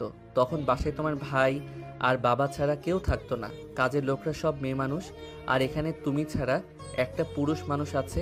তো আসলেই তো জামাই হই, কিন্তু সেই অধিকার তো পাইনি। যদি পেতাম তাহলে জামা না পরে থাকলেও কিছু বলতাম না। অসভ্য। অসভ্য কাকে বলে বুঝিয়ে দিব নাকি? এত কথা না বলে যাও, গোসল করে রেডি হও। আমি তোমাকে গাড়িতে উঠিয়ে দিয়ে হসপিটালে যাব। যাচ্ছি, এখানে থাকার ইচ্ছে নাই আমার। বাসায় যাওয়ার পর আর আসবো না, যাও। মেয়ে মানুষের এত রক্ত গরম কেন? মেয়ে মানুষকে সবসময় ঠান্ডা থাকতে হয়, বুঝলে? না হলে তারা সংসার করতে পারে না। মেয়েরা সব সময় কেন চুপ থাকবে বলবা? ভুল না করেও ক্ষমা চাইতে হয়। আমরা মেয়েরা কি এত সস্তা? জানি না। আহনাফ বিরক্ত হয়ে আর কিছু বলে না। রুমাইশা গোসল সেরে খাবার খায়, তারপর আহনাফের দিকে তাকিয়ে থাকে। আহনাফ বুঝতে পারে রুমাইশা কিছু বলবে, সেজন্য বলে, কি বলবা বলো? আমাকে এত দেখতে হবে না। চোখ দিয়ে কি গিলে খাবা? এইভাবে নজর লাগালে আর কেউ তাকাবে না। সব সময় তোমার এইসব না বললে হয় না? ভাইয়ার চিকিৎসা করার জন্য এত টাকা খরচ হয়েছে। কেন? বলো কত? বর্তমান সব মিলিয়ে 30,000 খরচ হয়েছে। আরও থাকবে, খরচ হবে, কারণ বেড ভাড়া তো দিতে হবে। তাছাড়া ডাক্তার দেখছে, রক্ত দিতে হচ্ছে। রক্ত ফ্রি দেয় না কেউ। একটা প্যাক 1,500 টাকা নিচ্ছে। খুব তো বলছিলে ভাইয়া নাকি গুরুতর আঘাত পায়নি, এখন 15 দিনেও তো বেড থেকে উঠতে পারবে না। সব মিলিয়ে কত টাকা লাগতে পারে? 50,000-এর মতো লাগবে। 7 দিন পর বাসায় নিয়ে আসবো ওকে। আচ্ছা। রুমাইশা রেডি হয়ে নেয়, বাহিরে গিয়ে দাঁড়িয়ে থাকে। সেটা দেখে আহনাফ বলে, ট্রেনে যাবা নাকি বাসে? গাড়িতে যাব। এতখানি রাস্তা আমি বাস ট্রেন কিছু দিয়ে যেতে পারবো না। এই তো গাড়ি আসছে। ভাইয়ার খেয়াল রেখো, আসি আমি। সাবধানে, কিছুর প্রয়োজন হলে ফোন দিও। আর পৌঁছে জানিয়ে দিও কি হয় না হয়, সবটা জানিও। আহনাফ আমাকে একটা কিস করবা? রুমাইশার কথা শুনে আহনাফ কেসে ওঠে। মেয়েটা কি আবদার করছে ওর থেকে? মানে রুমাইশা কি ঠিক আছে? আহনাফ অবাক হয়ে বলে, কি বললে আবার বলো তো? বললাম আহনাফ আমাকে একটা কিস করবা। কিস বোঝো না? চুমু দিবে কি একটা? কোথায়? আহনাফের এমন কথায় রুমাইশা রেগে যায়। কোথায় সেটা ও বলতে হবে না কি? আমার মাথায়। আজব তো, কোথায় সেটা বলতে হবে না নাকি? নয়তো আমি আবার ঠোঁটেও দিতে। অসভ্য, আমি গেলাম, ভালো থেকো, বেঁচে থাকলে কথা হবে। রুমাইশা রেগে চিল্লাইয়ে বলে। রুমাইশা যেতে চাইলে আহনাফ নিজের দিকে টেনে আনে, তারপর কানে ফিসফিস করে বলে, এত রাগ ভালো না বৌজান। হুট করে এমন একটা আবদার করে বসলে, সেজন্য আমি কিছুটা চমকে গেছি, বুঝলে? চলো তোমার ভাবনা সত্যি হোক। প্রয়োজন নেই। এই নাও, এখানে 50,000 টাকা আছে, ভাইয়ের জন্য খরচ করছিলাম, সেটা দিয়ে দিলাম। আর টাকা লাগলে আমাকে বলিও, রাস্তায় মানুষ আছে, ছাড়ো আমাকে। আহনাফ কপালে একটা কিস করে ছেড়ে দেয়। টাকাটা নিয়ে নেয় কিছু না বলে, কারণ সে নিজেই অন্যের থেকে টাকা ধার নিয়েছিল। আহনাফ ফোন বের করে মুন্নির কাছে ফোন দেয়। মুন্নি, বিকেল 5টার সময় দেখা করো। আগে যেখানে দেখা করতাম সেখানেই দেখা করব। একা আসবা, কাউকে নিয়ে আসার প্রয়োজন নাই। আহনাফ বেশি কথা না বলে ফোনটা রেখে দেয়। একবার রুমাইশার গাড়ির দিকে লক্ষ্য করে, চোখের পলকেই অনেকটা পথ চলে গেছে। আহনাফ একটা দীর্ঘশ্বাস ফেলে। সে কি করবে বুঝতে পারছে না। 3 বছরের ভালোবাসা তাকে কিভাবে ঠকাবে? আর একদিকে রুমাইশা রাহুলের বোন। রুমাইশাকে ডিভোর্স দিলে মেয়েটা একটা পদবি পাবে ডিভোর্সি, যা সমাজে ঘৃণ্য কাজ। সবাই ভাবে যারা ডিভোর্সি তারা খারাপ। আহনাফ হসপিটালে ফোন দিয়ে কিছুক্ষণ কথা বলে তারপর ঘুমের মেডিসিন নিয়ে ঘুমানোর জন্য বিছানায় যায়। এই সময় মাথা গরম করলে চলবে না, একটু ঘুমানো প্রয়োজন। উফ, কেন যে না বুঝে বিয়ে করেছিলাম। আচ্ছা, আমি রুমাইশাকে বুঝিয়ে ডিভোর্স দিব নাকি মুন্নিকে ছেড়ে দিব? আহনাফ কেঁদে উঠে। তার কিছু ভালো লাগছে না। সিদ্ধান্ত নিতে গিয়ে সবসময় ভুল করে সে। হুটহাট সিদ্ধান্ত নিয়ে বসে। মা বাবার সাথে কথা না বললে সে থাকতে পারে না। সব তোমার জন্য, সব তোমার জন্য। তোমাকে বিয়ে না করলে আমি মা বাবার সাথে ভালো থাকতাম। কেন তোমাকে বিয়ে করতে গেলাম? আল্লাহ, একটা পথ দেখাও। আহনাফ বিছানায় গায়ে লিয়ে দেয়। কিছুক্ষণের মধ্যে ঘুমিয়ে পড়ে সে। এদিকে আহনাফ ঘুম থেকে উঠতে পারে না দেখে আজ দেখাও করতে পারে না। রাত 8টার সময় ঘুম ভেঙে যায় তার। ফ্রেশ হয়ে রাহুলের কাছে যায়। শ্বশুরবাড়ি থেকে একটু ঘুরে আসি। আহনাফ নিশ্চয়ই মা বাবার জন্য কষ্ট পাচ্ছে। সম্পর্ক এইভাবে শেষ হবে বুঝে উঠতে পারিনি হয়তো। আচ্ছা, আমাদের তো টাকা পয়সার অভাব নাই, বুঝিয়ে বললে কি আহনাফের মা বাবা আমাকে মেনে নিবে না? সন্ধ্যা 7টার সময় আহনাফদের বাসার সামনে এসে গাড়ি থামায়। এখান থেকে তাদের বাসায় যেতে 30 মিনিটের মতো সময় লাগবে। ড্রাইভারকে টাকা দিয়ে আহনাফদের বাসার গেটে নক করে। 2 তলার বাড়ি তাদের, যেখানে রুমাইশাদের বাসাও 2 তলার, কিন্তু যে দেখবে সে চোখ ফেরাতে পারবে না। বিশাল জায়গায় নিয়ে তাদের বাড়ি বানানো হয়েছে। বেশ কিছুক্ষণ পর একটা মেয়ে এসে দরজা খুলে দেয়। সামনে রুমাইশাকে দেখে বলে, কি চাই এখানে? আপু, আগে ভেতরে আসি নাকি বাইরে দাঁড় করিয়ে সব শুনবেন? ও হ্যাঁ, আসো, ভেতরে আসো। আব্বুর কাছে এসেছো কি? আব্বু তো বাসায় নেই। না, সবার সাথে একটু কথা বলবো। আপনি আমাকে হয়তো চিনবেন না, কিন্তু আপনার বাবা মা আমাকে চিনবে। আরোহী, কে আসছে মা? একটা মেয়ে আম্মু, তোমার কাছে কি নাকি দরকার আছে। এইদিকে আসো, চিনো নাকি দেখো। এই মেয়ে, আসো ভেতরে এসে আগে বসো। তুমি আহতাফ কোথায়? আবার কেন আসছো এই বাড়িতে? আমি না তোমাদের বারণ করছি এই বাড়িতে আর কখন আসবে না। তোমাদের দুজনের মুখ আমি দেখতে চাই না। মালিহা খান বসার ঘরে আসার সময় রুমাইশাকে দেখে কথাটা বলে। রুমাইশাকে দেখে অনেকটা রেগে যান তিনি। একে তো নিজের পছন্দ করা মেয়ের সাথে বিয়ে দিতে পারে নাই, তার উপর ছেলে তার হাঁটুর বয়সের মেয়েকে বিয়ে করছে।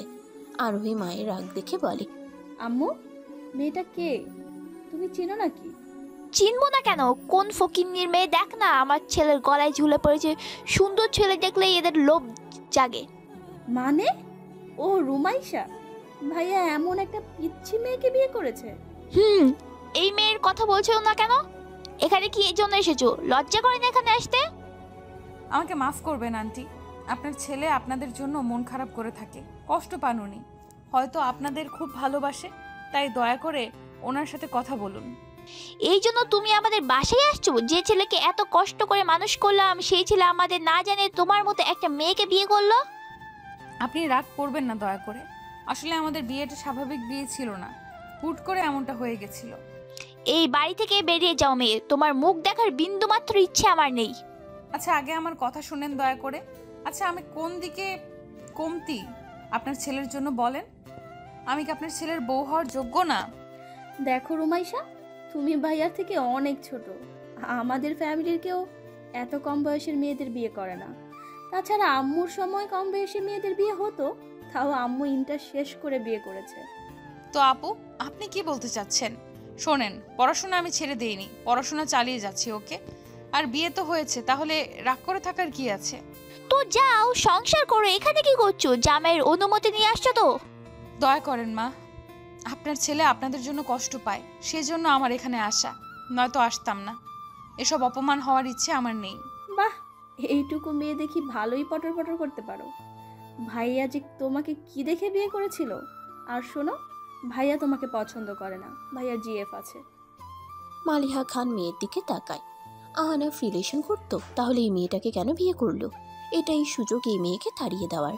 সে ভেবেই বলে ওঠে, আচ্ছা তুমি কি যাও আমার আহনাফের সাথে সব সম্পর্ক ঠিক করে নেই? হ্যাঁ আন্টি, আমি তো এটাই চাই। এই 2টা দিন আপনার ছেলে শান্তিতে ঘুমাতে পারে নাই, আপনাদের জন্য মন খারাপ করে বসে থাকে। দেখো তোমাকে তো আহনাফ ভালোবাসে না, আর আহনাফের নাকি রিলেশন আছে, তো তুমি আহনাফকে ছেড়ে দাও। রুমাইশা চমকে ওঠে। এই মহিলা কি বলে? ছেড়ে দেওয়ার জন্য বিয়ে করছে নাকি? যতই হোক সে তো আহনাফকে ভালো, আর কিছু ভাবতে পারে না সে। তার আগেই মালিহা খান কিছুটা জোরালো কণ্ঠে বলে, তুমি যতদিন আহনাফের সাথে থাকবে ততদিন আমার আহনাফকে এই বাড়িতে ঢুকতে দিও না, আর ওকে বলে দিও আমার মরে গেলেও এই বাড়িতে পা যেন না দেয়। আন্টি এসব কি বলছেন? এমন করবেন না প্লিজ, এসব বলবেন না। আচ্ছা আপনি কি চান তাই হবে, তবু আনাফের সাথে এমন করেন না। তাহলে ওকে ডিভোর্স দিয়ে দাও, আর তারপর থেকে আহনাফের সাথে আমাদের সম্পর্ক আগের মতন হবে। আর হ্যাঁ, এটা যেন আহনাফ না জানে, তাহলে কিন্তু ভালো হবে না। আমি একজন শিক্ষিকা, তবু আপনি এসব বলছেন? শুনেছিলাম আপনারা অনেক ভালো মনের মানুষ, কিন্তু ভালো না খারাপ সেটা ফ্যামিলি প্রবলেমের সময় বোঝা যায়। তোমাকে এত কথা কেউ বলতে বলছে নাকি? আমার ছেলের যোগ্য বউ হতে পারবা না তুমি। আমি একজন ডাক্তার বউ নিব, শুনে রাখো। আন্টি যোগ্যতার কথা বলবেন না, টাকা পয়সা আমাদের কম নাই। আপনি বিজনেসম্যান রায়হান চৌধুরীকে চেনেন? আমি ওনার মেয়ে। এসব টাকা পয়সা আমার হাতের মোয়া। হঠাৎ রুমাইশার গালে একটা চর বসিয়ে দেয় মালিহা খান। রাগে ওনার চোখ লাল হয়ে আছে। রায়হান চৌধুরী এই নামটা সে সহ্য করতে পারে না। আর নামের আসল মালিকের মেয়ে রুমাইশা তাকে কিভাবে সহ্য করবে? মালিহা খান রুমাইশাকে বাড়ির দরজায় টেনে আনে, তারপর ধাক্কা দিয়ে বের করে দেয়। আর দরজা লাগিয়ে দেওয়ার আগে বলে, তোমার বড় লোক বাবাকে বলো মালিয়া নামের না কাউ চিনে নাকি, তাহলে বুঝবে তুমি আমার বাড়ির বউ হতে পারবে নাকি। ভুলেও এই বাড়ির পা রাখার চেষ্টা করবে না। আমার ছেলে যদি তোমার জন্য মরেও যায়, তবু তোমাকে আমি এই বাড়িতে উঠাবো না। রুমাইশা থতমত খেয়ে যায়। হুট করে এমন ব্যবহার সে আশা করে নাই, তবে এতটুকু বুঝতে পারে তার বাবাই আর এই মালিহা খানের একটা সম্পর্ক আছে। রুমাইশা ঘড়ির দিকে তাকিয়ে দেখে সময় এখন রাত 8:30। সে কখন থেকে ও বাহিরে বসে আছে, বাসায় যেতে ইচ্ছে করছে না। এই মেয়ে, এখানে বসে আছো কেন? আমি বললাম না এই বাড়ির আশেপাশে তোমাকে যেন না দেখি। মালিহা বাড়ির বাইরে একটু বের হয়েছিল, তখন দেখে রুমাইশা একটা গাছের নিচে বসে আছে। রুমাইশা বসা থেকে দাঁড়িয়ে যায়। না এমনি বাসায় যেতে ইচ্ছে করছে না, সেজন্য। কি ব্যাপার, বউ বানিয়ে নেওয়ার জন্য আসলেন নাকি? রুমাইশা শোনো মেয়ে, তোমাকে আমি কখনো এই বাড়ির বউ মানতে পারবো না। তুমি আমার শর্তে রাজি হও, আমি এখনই আমার ছেলেকে সাথে যোগাযোগ করব। আর আপনার ছেলে যদি আমাকে চায়? তাহলে আমার অসুবিধা নাই, কিন্তু বাড়ির মুখ তোমার চোখে দেখবো না। তবে সত্যি কথা বলি, যদি আহনাফ তোমার সাথে সংসার করে তাহলে আমি নিজে একে নিজেই শেষ করে দেবো।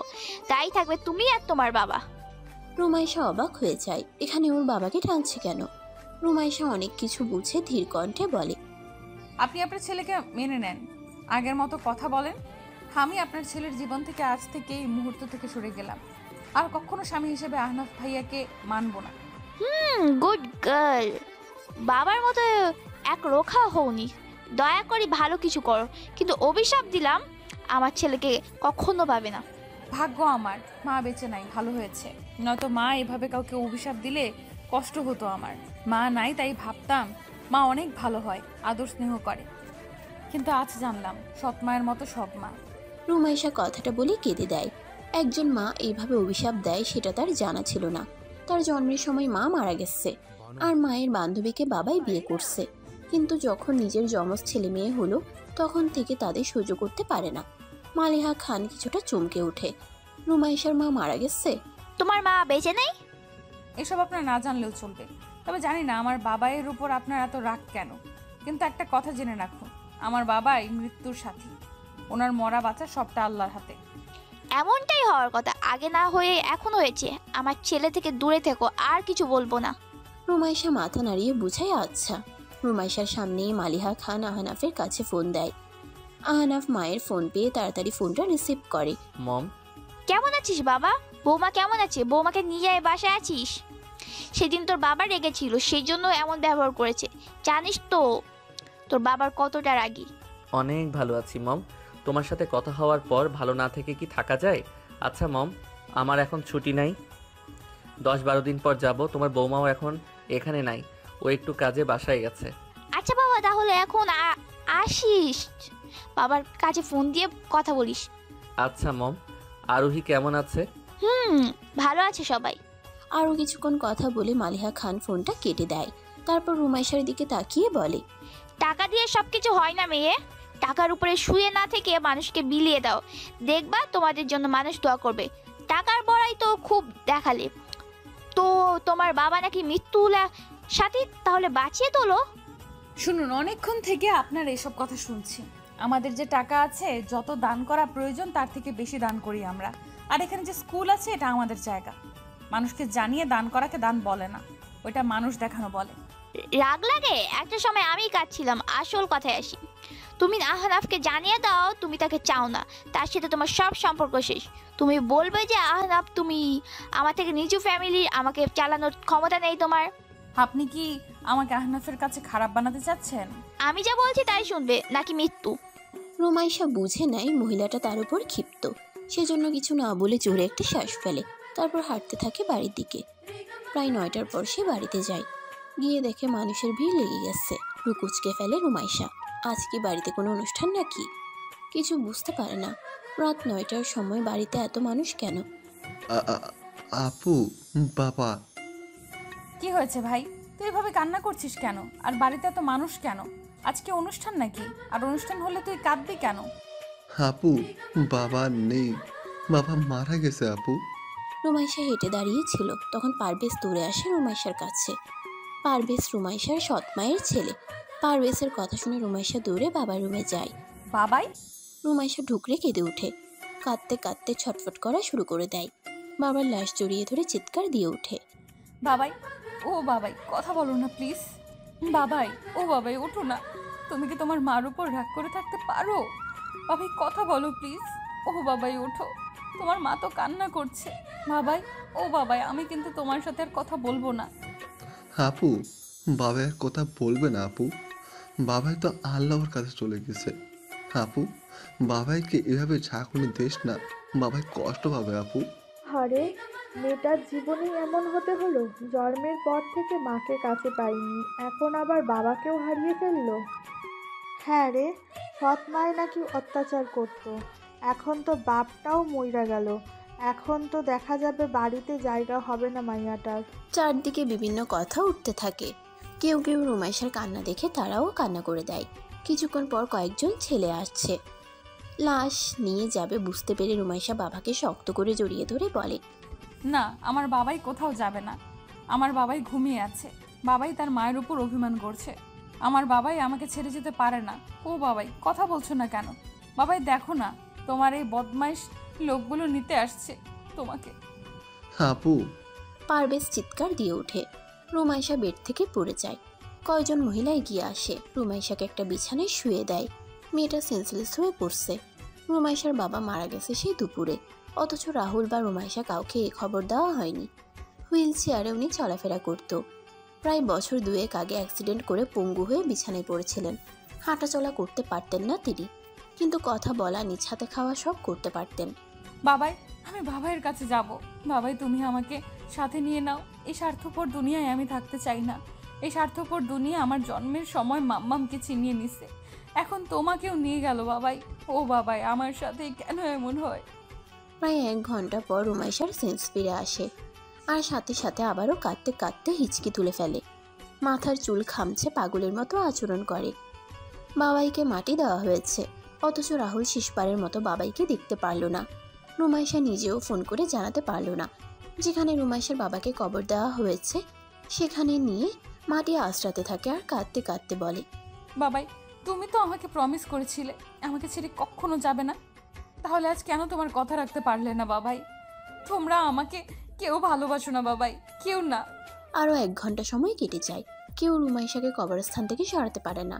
আস্তে আস্তে সবাই চলে যায়, শুধু থেকে যায় পারভেজ। পারভেজ রুমাইশার কাঁধে হাত দিয়ে মাটিতে বসে জড়িয়ে ধরে রুমাইশাকে।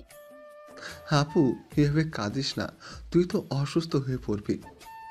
আমার ফোন মা কেড়ে নিয়েছিল আপু, সেজন্য আমি কাউকে জানাতে পারি নাই। আমাকে ক্ষমা করে দে আপু।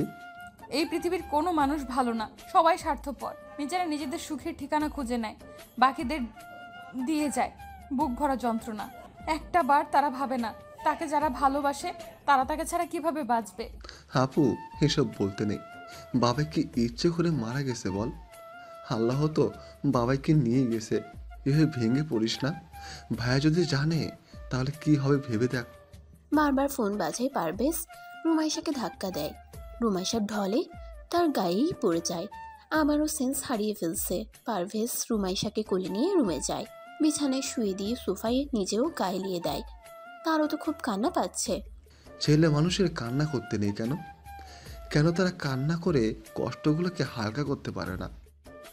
বাবাই, তুমি আপুকে ছেড়ে চলে গেলে কেন? আপুর তো তুমি আর ভাই ছাড়া কেউ নেই। মামুনি তো আপুকে কষ্ট দেয়। আপু এখন তোমাকে ছাড়া কিভাবে থাকবে? আবারও ফোনের রিংটোন শুনতে পায় পারভেজ। রুমাইশার পকেটে ফোন আছে। পারভেজ ফোনটা বের করে নাম্বার দেখে রিসিভ করে। এই মেয়ে, তোমার কি সমস্যা? হ্যাঁ, প্রায় 100 বার ফোন করছি। ফোন ব্যবহার করো কিসের জন্য? যদি সময় মতো ফোন রিসিভ না করতে পারো। আমি পারভেজ, রুমাইশা আপুর ছোট ভাই। কিন্তু আপনি কে ভাইয়া? হাই রে, ফোনটা রিসিভ হলো, তাও আবার শালাবাবু রিসিভ করলো। আমি আহানাব, তোমার রাহুল ভাইয়ার বন্ধু। তোমার আপু কই? রাত 12টা থেকে 13টা বাজতে চললো, তো তোমার আপু কি বেঁচে আছে? তোমার রাহুল ভাইয়া নাকি ফোনে পাইনি ওকে। আপু ঘুমাইছে। সকালে আপুর ঘুম ভাঙলে আপনি কথা বলে নেন।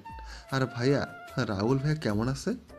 তোমরা মারার চেষ্টা করে আবার শুনতে চাচ্ছ কেমন আছে?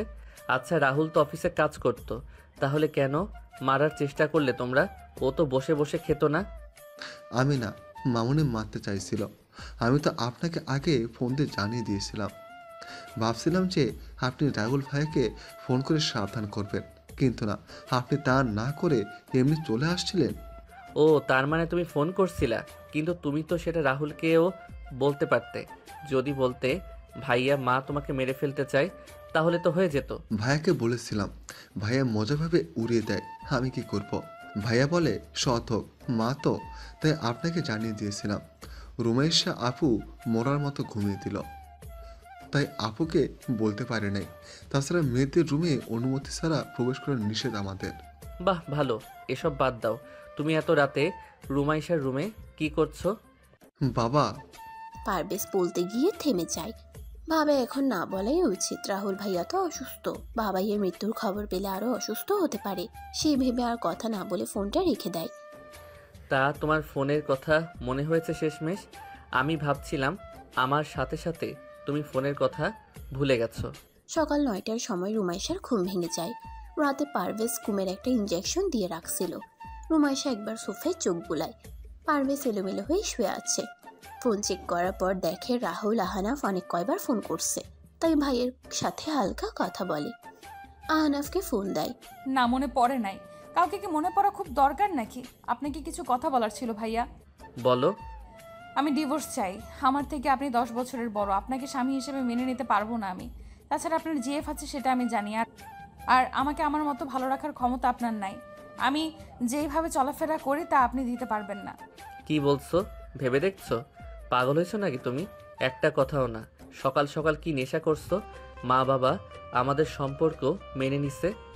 ভালো, বাট সরি ভাইয়া, আমি আপনার সাথে সম্পর্ক রাখতে পারলাম না। আমি ঢাকায় গিয়ে ভাইয়াকে আমার কাছে নিয়ে আসব। তুমি ভেবে বলছো? আহনাফ আর কিছু বলল না, ফোনটা কেটে দেয়। তারপর ধীর কণ্ঠে বলে, যাক, ভালোই হলো, নিজে থেকেই তো সরে গেল। আমি তো বাধ্য করি নাই। মুন্নির সাথে সম্পর্ক ঠিক করতে হবে, যতই হোক সে আমার প্রথম ভালোবাসা। আর তাছাড়া রুমাইশার সাথে মিথ্যা ভালো থাকার অভিনয় আর চালিয়ে যেতে হবে না। এসব ন্যাকামি করে তা সহ্য করা লাগবে না। ওরে নাকি কিস করো, হ্যান ত্যান, অসহ্য সব রাহুলের জন্য। এর জবাব আমি দিব একদিন। কিছু একটা ভেবে আহনাফ আবার ফোন দেয়। রুমাইশা বাবাইয়ের কথা মনে পড়াতে কান্না করে দেয়। বাবাই মারা গেছে, আর এখানেও আহনাফের সাথে ডিভোর্স নিয়ে কথা বলছে। এসব এখন বলতে কারই বা ভালো লাগে, কিন্তু আর কথা বাড়াতে চায় না বলেই সে সকাল সকাল কথাটা জানিয়ে দেয়। ফোনের শব্দে বিরক্ত হয়ে চোখের পানি মুছে ফোনটা রিসিভ করে। কি হয়েছে, কি সমস্যা? নাম্বার কি ব্লক লিস্টে ফেলাতে হবে নাকি? আমাকে আর বিরক্ত করবেন না। আমার টাকা নেই, সেজন্য আমাকে ছেড়ে যাচ্ছ রুমাইশা? আসলে মেয়েরা টাকার লোভী হয়। মা ঠিকই বলছে, জীবনে কিছু করতে হলে আগে প্রচুর টাকা কামাতে হবে। আহনাফ, আপনি হয়তো জানেন না, মানুষ অনেক স্বার্থপর, তারা নিজের ভালোর জন্য সব করতে পারে। আমি না হয় আমার ভালোর জন্য আপনাকে ছেড়ে দিলাম, তাছাড়া আপনার তো জিএফ আছে, সেটা আমি জানি। তোমার জন্য আমি মুন্নির সাথে সম্পর্ক শেষ করার সিদ্ধান্ত নিচ্ছি। আর তুমি, যাক ভালো হয়েছে, নিজের আসল রূপ দেখিয়ে দিছো। ভালো থেকেও, আর জ্বালাবো না। তাহলে আমাকে কিভাবে ভালোবাসতেন? আপনি তো মুন্নি আপুকে ভালোবাসেন, তাই প্লিজ একসাথে দুই নৌকায় পা দেওয়ার চেষ্টা করবেন না। ভালোবাসার মর্যাদা দিতে শিখেন। রুমাইশার সব বিরক্ত লাগছে। লাইন কেটে ফোনটা অফ করে দেয়। তারপর বাবার কবরের কাছে গিয়ে বেশ কিছুক্ষণ বসে বসে কান্না করে। চোখের পানি মুছে তার সৎ মায়ের সামনে এসে দাঁড়ায়। এইভাবে রুমাইশাকে নিজের সামনে দেখে উনি কিছুটা ভয় পায়। সেটা নিজের মধ্যে চেপে রাখে। কিছু বলবে তার আগেই রুমাইশা চিল্লিয়ে বলে, কি ভাবছেন বাবাকে মেরে ফেলে ওনার সব সম্পত্তি ভোগ করবেন? এটা কখনো হতে দিব না। মাত্র 3টা বছর, এই 3 বছর সুখে থাকেন, তারপর সুখ কি জিনিস খুঁজে পাবেন না। ধ্বংস করব সব আমি। আমাকে এতিম করার জন্য আপনাকে রাস্তার ফকির বানিয়ে দিব। আপু চল, এই খারাপ জায়গায় তোর থাকার দরকার নেই। মা ভালো না, উনি টাকার জন্য সব করতে পারে। আমিও তোর সাথে যাব। আজ থেকে আমি তোদের সাথে থাকবো। আর মামনি, আমি এই 5 লক্ষ টাকা নিয়ে গেলাম, এটা আমার টাকা, তাই এটা নিয়ে কথা শোনাতে আসবে না। পারভিন চৌধুরী হাঁ হয়ে যায়। আজ ছেলেটাও তার বিরুদ্ধে, কিন্তু তাতে কি, উনি তো সব সম্পত্তি পেয়ে গেছে, আর কি লাগে তার। এমনি থেকেই ছেলেটার থেকে মেয়েটাকে তিনি বেশি পছন্দ করে। রুমাইশা বাবাইয়ের রুমে গিয়ে প্রয়োজনীয় কিছু জিনিস নেয়। তারপর পারভেজ আর রুমাইশা শেষবারের মতো বাবাইয়ের কবরে গিয়ে দোয়া করে ঢাকার উদ্দেশ্যে পাড়ি জমায়। গাড়ি থেকে নেমে রুমাইশা ছুটে যায় রাহুলের কেবিনে। ভাইয়ার যত কাছাকাছি আসছে ততই তার বাবাইয়ের জন্য খারাপ লাগছে। আকস্মিক রুমাইশার এমন কান্না দেখে রাহুল ভড়কে যায়। হুট করে কোথা থেকে দৌড়ে এসে এমন কান্না শুরু করছে। রাহুল আশেপাশে তাকিয়ে দেখে বাবাইকে নিয়ে আসছে কিনা সেটা দেখার চেষ্টা করে, কিন্তু রাহুল কিছু দেখতে পারে না। রুমাইশা ওকে সম্পূর্ণভাবে জড়িয়ে ধরে আছে। আহনাফ দুপুরের খাবার খাওয়ানোর জন্য রাহুলের কেবিনে আসে। রুমাইশাকে দেখে একটা হালকা হাসি দেয়। রাহুল রুমাইশার পিঠে হাত বুলিয়ে দেয় আর বলে, কি হয়েছে, এভাবে কান্না করছিস কেন? আমি মারা যাইনি পাগল। ছাড়, লাগছে তো আমার। দেখি বাবাই যাচ্ছে নাকি।